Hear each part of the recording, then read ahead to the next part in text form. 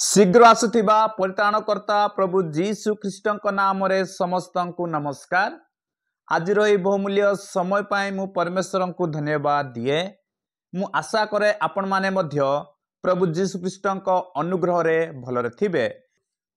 प्रिय बंधुगण, आज प्रसंग होछि दैनिक बाइबल को पठन करिबा। आज बाइबल शिक्षा द्वारा आपण मानकर जीवन आशीर्वाद प्राप्त हेबो। सेतिपाई आपण माने निजर बंधु माननकु एवं निजर परिवार सदस्य माननक निकटकु एई वीडियोटी को शेयर करंतु। आसंतु आजिर बाइबल अध्ययन आंभे माने आरंभ करिबा। गीत संहिता 119 105 पदरे एहीपरि लेखाइछि, तुंभ वाक्य मो पाई प्रदीप ओ मो पथ पाई आलुओ अटे। प्रिय बंधुगण, एठारे आंभे माने देखुअछु ईश्वरंकर वाक्य आलुओ अटे। ईश्वरंकर वाक्य आंभमानक चरण पाई प्रदीप ओ पथ पाई आलुओ अटे।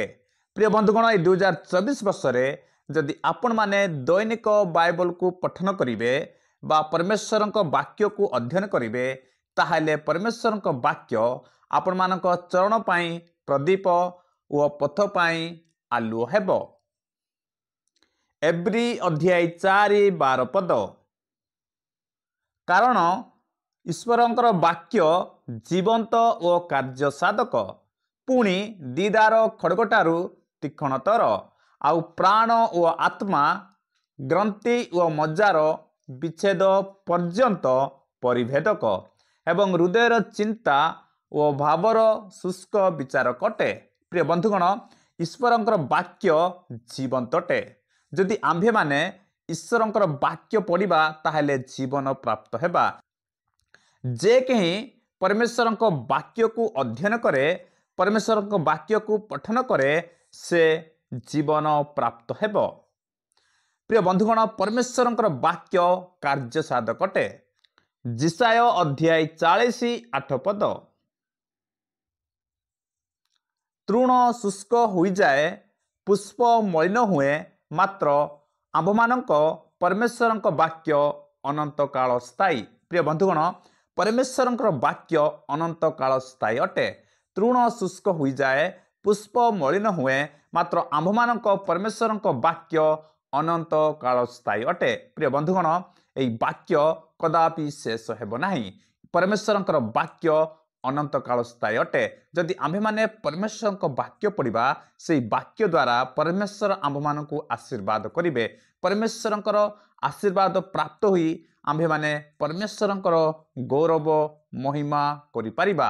सेतिपे आसंतु प्रिय बंधुगण, आंभे माने सदा सर्वदा परमेश्वरंकर वाक्य को अध्ययन करिबा, परमेश्वरंक वाक्य को ध्यान करिबा, कारण परमेश्वरंक वाक्य अनंत काल स्थायी अटे। एही दुनिया रे कौन सी विषय अनंत काल स्थायी नुहे, केवल परमेश्वरंकर वाक्य अनंत काल स्थायी अटे।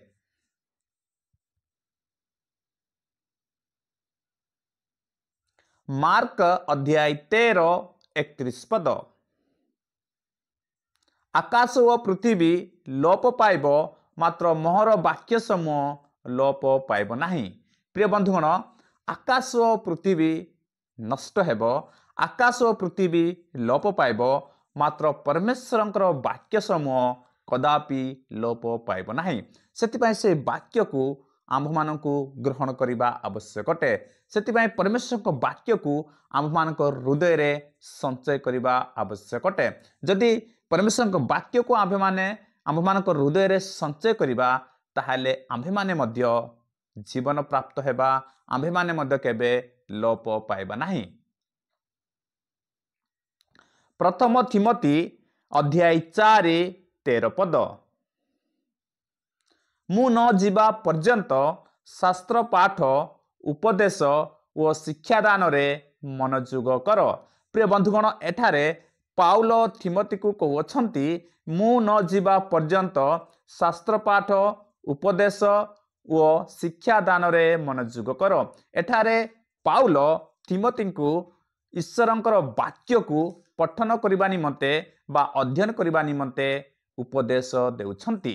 प्रिय बंधुगण, आज मध्य आंभमानकु परमेश्वरंक वाक्य को पठन करने आवश्यक अटे, अध्ययन करने आवश्यक अटे। जदि आम्भे माने सर्वदा परमेश्वर को वाक्य को अध्ययन करवा तेबे आम्भे माने अन्य लोक मानकु उपदेश और शिक्षा दे पारिबा। प्रकाशित वाक्य अध्याय 1:3 पद जे पाठ करे ओ जेहु माने एही भविष्यवाणी श्रवण करती पुणी सेथिरे लिखित विषय सबु पालन करती से माने धन्य, कारण समय सन्निकट।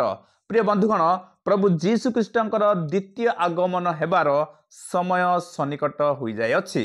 सेतिपाई जेहु माने परमेश्वर को वाक्य को पाठ करती से माने धन्य।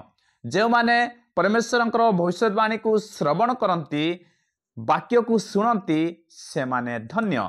प्रिय बंधुगण, जो माने परमेश्वर को वाक्य को पाठ करिवे, भाववाणी को श्रवण करिवे, सेतिरे लिखित विषय सब पालन करिवे से माने धन्य। आज रही बाइबल शिक्षा द्वारा प्रभु जीशु ख्रीष्ट आम समस्त को आशीर्वाद करंतु।